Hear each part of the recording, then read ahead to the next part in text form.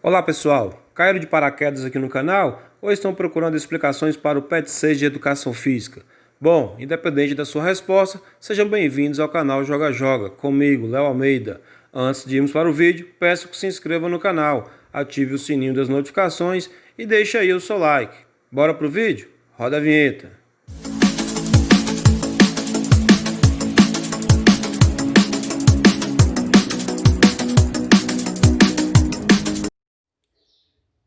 Olá pessoal, vamos dar início aqui agora à explicação da semana 3 do PET 6 de Educação Física do 8º ano. Nessa semana iremos estudar a unidade temática Lutas, o objeto de conhecimento, Lutas do Mundo, o Judô. Então, vamos estar estudando um pouco sobre o Judô essa semana, dando continuação ao PET passado, onde tem até um recadinho para vocês aqui. Caro estudante, nessa semana vamos dar continuidade ao estudo das lutas iniciado no PET anterior. Vamos conhecer um pouco mais sobre o judô. Fique por dentro dos conceitos. Então a gente vai estar dando continuidade ao PET anterior, onde a gente viu um pouco sobre as lutas. E agora nós vamos estudar um pouco sobre a história do judô. Esporte este, que é uma arte marcial, foi criado em 1882 no Japão pelo professor Jigoro Kano. Gravem esse nome aí, professor que criou o judô foi o professor Jigoro Kano. Esse esporte chegou no Brasil em 1922, em pleno período de imigração japonesa do país, ou seja, no período em que os japoneses imigravam para o Brasil, eles trouxeram consigo este esporte, que é o judô, essa arte marcial. Em 1972, o judô foi incluído nas Olimpíadas, mas é importante você saber o seguinte: em 1964, teve o judô nas Olimpíadas de Tóquio, mas só teve só teve o judô nessa Olimpíada de 64 porque era o esporte mais praticado no Japão e o Japão naquele momento, naquele ano, era o país anfitrião. Ali não era necessariamente, já tinha sido incluído o judô nas Olimpíadas, não. Houve em 64, tá? Mas a inclusão desse esporte nas Olimpíadas ocorreu em 1972. De 72 para cá, em todas as Olimpíadas, teve este esporte aí, essa arte marcial. O Jigoro Kano conseguiu criar uma modalidade que não se restringe a homens com vigor físico, se estendendo a mulheres, crianças, idosos de qualquer altura e peso. O interessante desse esporte, pessoal, dessa arte marcial que foi criada por Jigoro Kano, é porque no judô, como diz aqui nessa frase, ele não restringe a homens fortes, homens musculosos. O judô é uma arte marcial em que você pode usar a força do seu adversário contra ele próprio. Então, ele não restringe somente as pessoas mais fortes, de vigor físico, né? Também introduzido para mulheres, idosos e crianças e a pessoas mais leves, mais magras, sem grandes músculos. Mesmo uma pessoa magra pode se sair vencedor numa luta com o mais pesado, às vezes até com facilidade, desde que seja bem treinado. Os princípios que inspiraram Jigoro Kano quando da idealização do judô foram os três seguintes. Aqui nós temos os princípios, né, de Jigoro Kano, que é o princípio da máxima eficiência, o princípio da prosperidade de benefícios mútuos e o princípio da suavidade. Aqui a gente já inicia com as atividades. Nós temos aqui na atividade 1. Numere a segunda coluna de acordo com a primeira. Visando fortalecer o caráter filosófico da prática do judô e fazer com que os praticantes do judô crescessem como pessoas, o mestre Jigoro Kano idealizou um código moral baseado em 8 princípios básicos. Então, Jigoro Kano ele criou aqui 8 princípios básicos, né, em que ele trabalhava nas suas aulas. Que 8 princípios são esses? 1. Cortesia, coragem, honestidade, honra, modéstia, respeito, autocontrole e amizade. Bom, então aqui do lado direito nós temos os significados, o motivo pelo qual ele trabalhava esses princípios, esses códigos. O que vocês vão ter que fazer aqui nessa atividade? Numerar a coluna da direita de acordo com a primeira. Então, por exemplo, aqui em cortesia número 1, esse princípio ele é trabalhado para quê? Para estar no comando das suas ações, para ser educado no trato com os outros, para ser um bom companheiro e amigo, para enfrentar as dificuldades com bravura, para conviver harmoniosamente com os outros, para ser verdadeiro em seus pensamentos e ações, para não agir e pensar de maneira egoísta, ou para fazer o que é certo e manter de acordo com seus princípios. Então vocês vão marcar aqui qual desses da segunda coluna está de acordo com a primeira. Vocês vão numerar.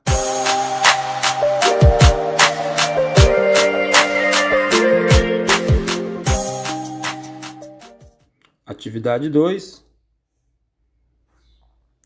O judô é uma luta com duração de até 5 minutos, praticado sobre um tatame, área que mede de 14 a 16 metros quadrados. Então, o tatame, pessoal, é o local onde é realizado, né, os treinamentos do judô. Tem um acolchoado, umas borrachas, esse tipo EVA, só que bem grosso, onde as quedas são amortecidas e os praticantes, né, não se machucam. Esse espaço é de 14 a 16 metros quadrados.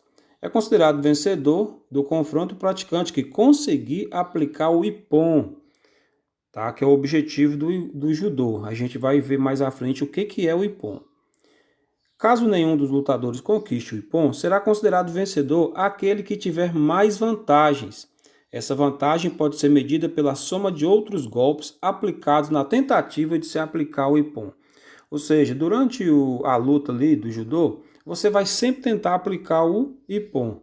Às vezes você não consegue o ippon, mas você consegue uma outra pontuação. Essas pontuações têm aqui os seus nomes, que vou passar para vocês aqui agora, tá? E vai mostrar para vocês quando é que caracteriza cada uma delas. Então temos o koka.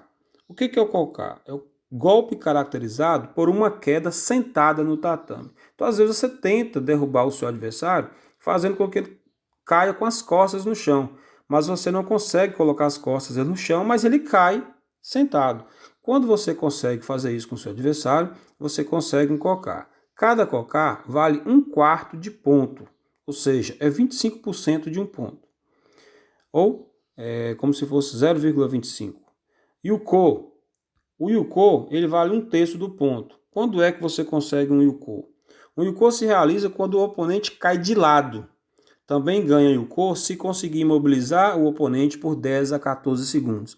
Então, se você tenta derrubar seu adversário, ele não cai com as costas no chão, mas cai de lado, ali você consegue 1/3 da pontuação. Já é mais do que o koka, que é 1/4. Você também consegue o yuko quando você imobiliza seu adversário de 10 a 14 segundos. Essa contagem é feita por juízes que ficam ali ao lado. Eles é que fazem essa iniciação dessa contagem aí. Vazare. O vazare vale meio ponto.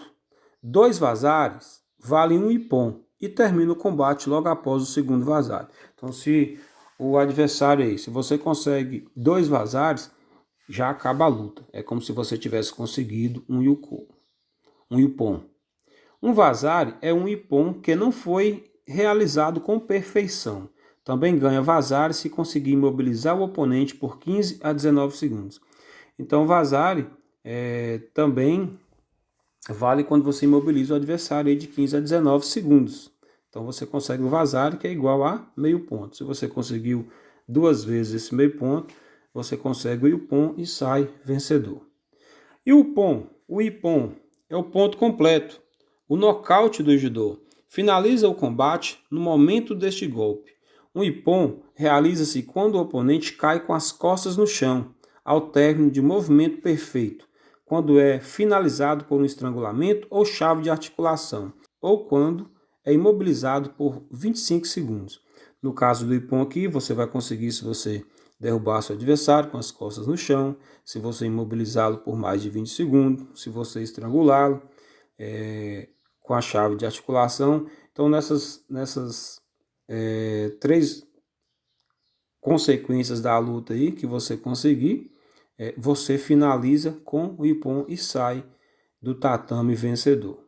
Analise os 2 lutadores abaixo e diga quem venceu a luta. Lutador 1.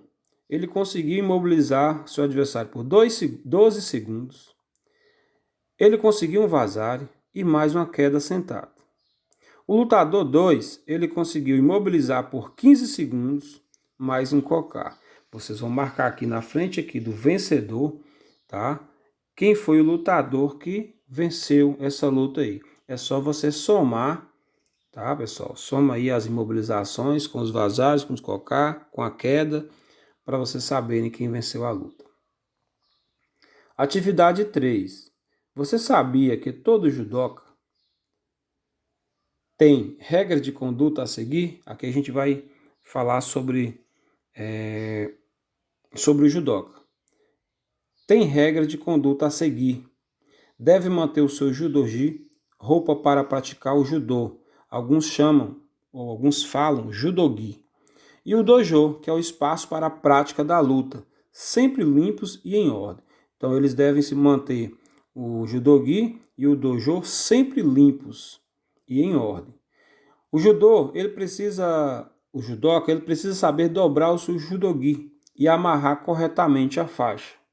Ele deve apresentar condições básicas de higiene pessoal. É interessante aqui, né, pessoal, essa higiene pessoal, porque são combates, os treinamentos, você está sempre agarrado a um ao outro, é realmente necessário que a pessoa tenha uma higiene pessoal. Já imaginou você estar abraçado do seu oponente ali por 30 minutos, ele com mau cheiro?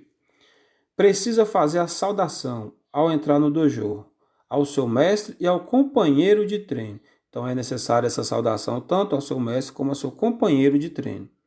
Quando estiver no dojo, deve manter o judogi arrumado e sentar-se descalço sobre os calcanhares ou com pernas cruzadas enquanto aguarda o treinamento. Então aqui, quando você estiver no dojo, você tem que manter seu judogi arrumado, tá? A sua faixa amarrada, e sentar-se descalço sobre os calcanhares com a presença do seu mestre. Não pode treinar em outro dojo sem permissão. Então, se você já treina num dojo, você já tem o seu mestre, você não pode estar entrando em outros dojos. Precisa ajoelhar ordenadamente à chegada do professor e ficar atento às suas orientações. Isso aqui é óbvio, né, pessoal? Assim, se você está no dojo e seu mestre está falando para vocês lá, você tem que estar atento às suas orientações. Não pode sair durante as aulas, apenas em caso de muita necessidade, com permissão do professor. Então aqui também você não pode sair durante uma aula, tem que ter a permissão do professor, tá? E baseado no que foi mostrado acima sobre os judocas, quais condutas você, aluno, deve seguir na escola e na sala de aula? Bom, aqui está falando, pessoal, sobre esses deveres do judoca. Né? Quais os deveres que o judoca tem no seu dojo. Então, diante disso, a pergunta que tem para vocês aqui é: qual a conduta que você deve ter na escola? Com seus colegas, com seus alunos e com a própria escola. Então, você vai citar aqui no PET, aqui mesmo, né? Ou também pode ser no seu caderno, o que é restrito a você, quais as condutas que você deve ter na escola. Atividade 4. Há várias cores de faixas que simbolizam a graduação do judoca. O judoca tem uma graduação e, para alcançá-la, passa por vários exames de faixa, que avaliam seu grau de eficiência no judô. Cada faixa tem uma cor que indica o nível do judoca. A ordem de graduação em faixas é decrescente e conhecida como Kyu. A partir da faixa preta, as graduações são chamadas de Dan e a ordem é decrescente até a 10ª Dan, o 10º Dan.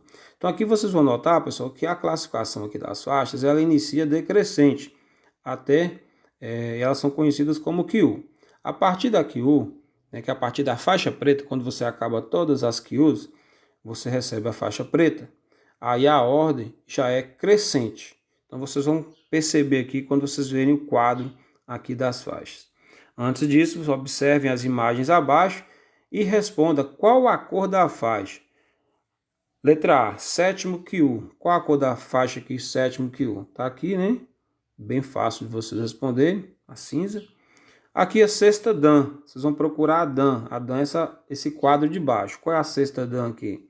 Tá aqui, né? A sexta dan, a Rokudan, faixa vermelha e branca. Tá aqui, ó, a coral, vermelho e branca. Bom, como vocês viram lá, aqui nós temos a sequência das faixas, as Kyus. A primeira faixa Kyu é a oitava, então é na forma decrescente. Quando você entra nas aulas de judô, a primeira faixa que você recebe é a branca, né? Que é a oitava Kyu. Depois da branca você passa para a cinza, que é a sétima Kyu. Depois a azul, a amarela, a laranja, a verde, a roxa e depois a marrom. Então são 8 faixas até você chegar na sua primeira faixa preta, que é a primeira dan. Aqui nós temos aqui nas faixas pretas, né, a primeira dan, que vai até a 10ª dan. Então, pessoal, mesmo quando você consegue a faixa preta no judô, você ainda tem até a última faixa, você ainda tem mais 9 pela frente. Quais os nomes que são dados a essas faixas aqui? Primeira dan, chamada de Shodan, é a faixa preta. Segunda dan é Nidan, também é preta. São 5 faixas pretas, são 5 níveis, 5 graus. Terceira dan é a Sandan. A quarta dan é Yondan. A quinta dan é a Godan. Depois que você recebe a quinta dan, vem a sexta dan, que é chamada de Rokudan, e ela é a faixa vermelha e branca. A sétima dan, que é a Shichidan, também vermelha e branca. A oitava dan, Hachidan, vermelha e branca. Aí nós temos por último, as duas últimas, a nona dan, que é a Kyodan, que é uma faixa vermelha. E a 10ª dan, que é chamada de Judan ou Jodan, que também é uma faixa vermelha. Aqui é o grau máximo do judô, a 10ª dan, que é a faixa vermelha. Vamos, atividade 5. Vamos praticar? Cair é uma constante no judô e na vida, e reerguer-se também, o que explica o fato de a queda ser um dos aspectos mais importantes da arte marcial. Do ponto de vista técnico, é a primeira lição aprendida. É fundamental saber cair, conhecer as técnicas necessárias para evitar lesões ao ser projetado, pois só dessa maneira é possível se levantar para voltar à luta. Pessoal, no judô é importantíssimo que a pessoa aprenda a cair. E é treinado, tá? É importante vocês saberem que a gente aprende nas aulas de judô, aprende a cair, aprende a derrubar alguém, mas também aprende a cair. E aqui nós temos um pouco do treinamento, os nomes, o Shiryu Ukemi, Zenpo Kaiten Ukemi, Yuko Ukemi e Mai Ukemi. Então são 4 modelos aqui, 4 quedas para vocês poderem treinar em casa, mas lembrando do seguinte, pessoal, esse treinamento do judô ele é feito no tatame, onde é um pouco acolchoado, como eu disse, o tatame é um material de EVA, né, com espessura grossa, onde você pode cair e você não vai machucar. Se você não tiver um espaço, não tiver algo para fazer essas quedas em casa, eu oriento a vocês que primeiro converse com o seu professor para que ele te oriente como fazer, se é realmente necessário fazer ou não. Então porque você precisa de um espaço, tá? De um espaço e na verdade um local onde você possa fazer isso. Você pode tentar pegar um colchão aí da sua casa e colocar no chão para você tentar praticar algumas dessas quedas. Mas também se não for um colchão grande aí, talvez você nem consiga fazer. Ou então tentar fazer numa areia, algo assim, que você possa amortecer sua queda. No chão duro, você corre o risco, tá, de se machucar, e eu oriento a vocês que não façam isso. Mas o ideal, é claro, vocês têm que procurar, ligue para o seu professor para saber como fazer a conclusão dessa atividade 5 aí. Então vocês estão vendo aí, vocês têm que analisar essa aula aqui sempre da direita para a esquerda. Você sempre vai iniciar em pé e vai fazer queda. Aqui, pessoal, esse treinamento aqui nunca é levantamento, todas elas são quedas, ó. Ao Shirukemi, você está em pé e você vai cair para trás aí, tá? Primeiro você senta, coloca o traseiro no chão primeiro, depois as costas. No Zenpo Kaiten Ukemi, você vai cair colocando o braço direito primeiro no chão, toca o ombro, tá? E cai. Você tem que fazer quase que um rolamento. O Yuko Ukemi, você cai também para trás. Nesse caso aqui você vai colocar o seu peso em uma perna, tá? Você vai cair apenas com o pé no chão aí, você dobra o joelho, cai e bate o braço no chão aí, ó. Cai de forma lateral. E no último aqui, o Maio Kemi, vai ser uma queda de frente. Olha só os movimentos aí, onde você amortece a queda com os dois braços ao chão.